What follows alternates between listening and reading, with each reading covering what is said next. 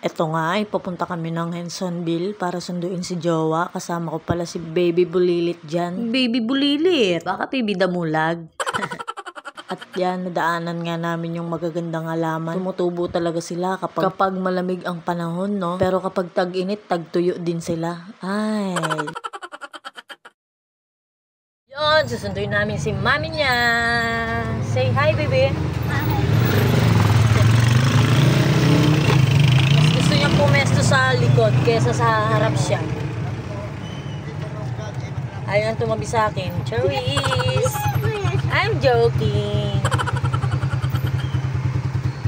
At ito nga, pagkatapos namin magkulitan, ito na nasa biyahe na kami. Sabi ko nga sa kanya dyan, ikaw muna mag-video baby kasi nagde-drive ako. Pagpasensyahan nyo na kung medyo malikot yung camera kasi Android lang ang gamit natin. Tsaka na tayo bumili ng pang iPhone kapag naranasan na nating sumahod sa Reels. Tsaga-tsaga na lang muna. Magkakaroon din tayo niyan, balang araw. Yes! Ganda niya! Sana all! Basta bay lagi lang kayo nandyan para suportahan ako sa mga ginagawa kong wala namang kakwenta-kwenta. Naku po, parang nagdadrama na naman ako.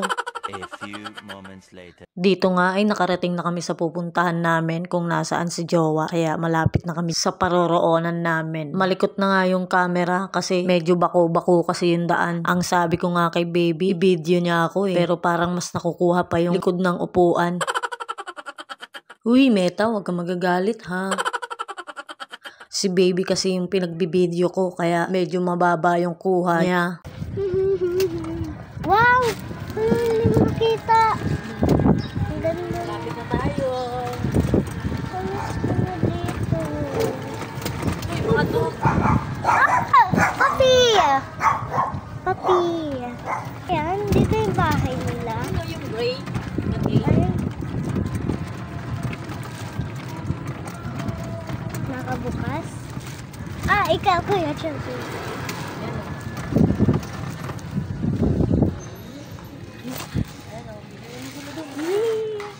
Nakarating na nga kami dito sa bahay ng kaibigan ni Jowa. Ang ganda nga ng bahay nilang nabili at ang tahimik ng lugar. Walang maraming marites. Makikita nyo yung harap ng bahay nila. May puno ng saging at saka may papaya. Diba? Ang ganda. Tapos yung mga kapitbahay nila, ang gaganda pa ng mga bahay. Nakaka-relax talaga yung lugar na ganito, no? Dito ang tahimik ng lugar. Nakaka-relax. Tapos mahangin pa. Diba?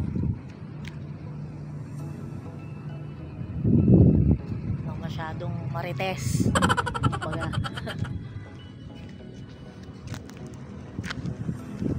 Sunduin lang natin si Jowa. Tapos tsaka na tayo uuwi. Ganda ng mga bahay dito. Oh, diba? 75 years later. Dito na kami sa bahay. Kakauwi lang namin. Nalobot kasi yung cellphone ko kaya hindi kami nakapag-video. Tapos madilim na. Ang camera ko pang umagalan ko. So hanggang dito na lang muna. Babush!